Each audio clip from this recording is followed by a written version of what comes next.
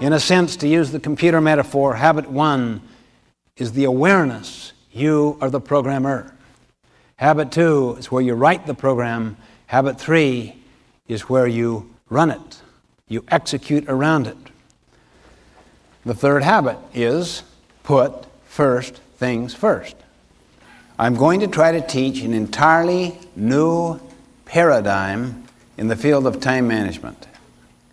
Essentially, it is a paradigm or a way of thinking which focuses on relationships rather than schedules. The traditional paradigm in the field of time management has always dealt with time, scheduling, control, efficiency, doing more things faster. The paradigm is one focused upon efficiency and control. It's called time management. So you manage your time. The clock is the symbol of it. It drives us toward efficiency.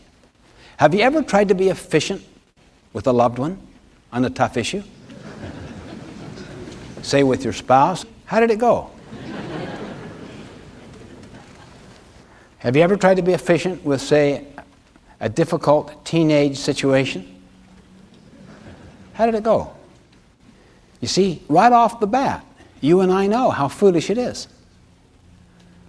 But look at the paradigm that drives it. So what do? When it doesn't work, what do? We try to do it better, more efficiently. We try to be nicer. We try to be more positive. But the underlying paradigm, which is not questioned, of control and efficiency, and that we're right and the other is wrong, turns people into a thing. The paradigm I'm trying to teach today is one of a compass, based upon the sense of focusing upon the first things in our lives. And they are always relationships. The older one becomes, and the wider and deeper the perspective of a person's life is, the more relationships become the supreme thing. And the essence of all effectiveness basically deals with people, with relationships. But these are governed by a moral sense of principles, of what is right and what is wrong, and of integrity around those.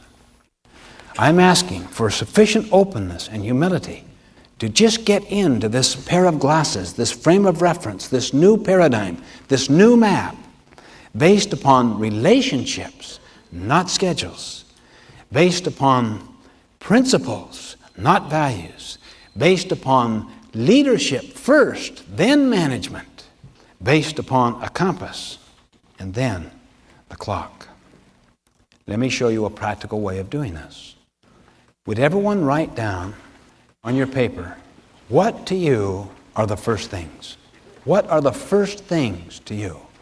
What are the most supremely important things of your life? Things speaking in a generic sense, people, relationships, family, health, integrity.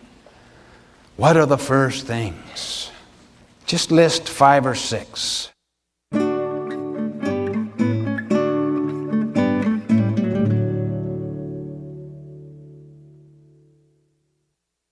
Now prioritize them. This is the toughest part of the thinking process, the prioritization.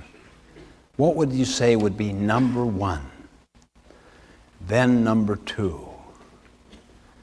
Then 3, 4, 5, and so forth. If you don't prioritize them, have your spouse prioritize them for you.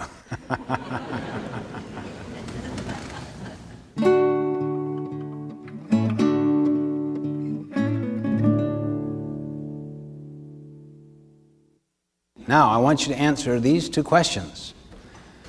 I want you to think of one activity that you absolutely know that if you did it superbly well and consistently would produce marvelous results in your personal life. Then do the same thing for your professional or work life.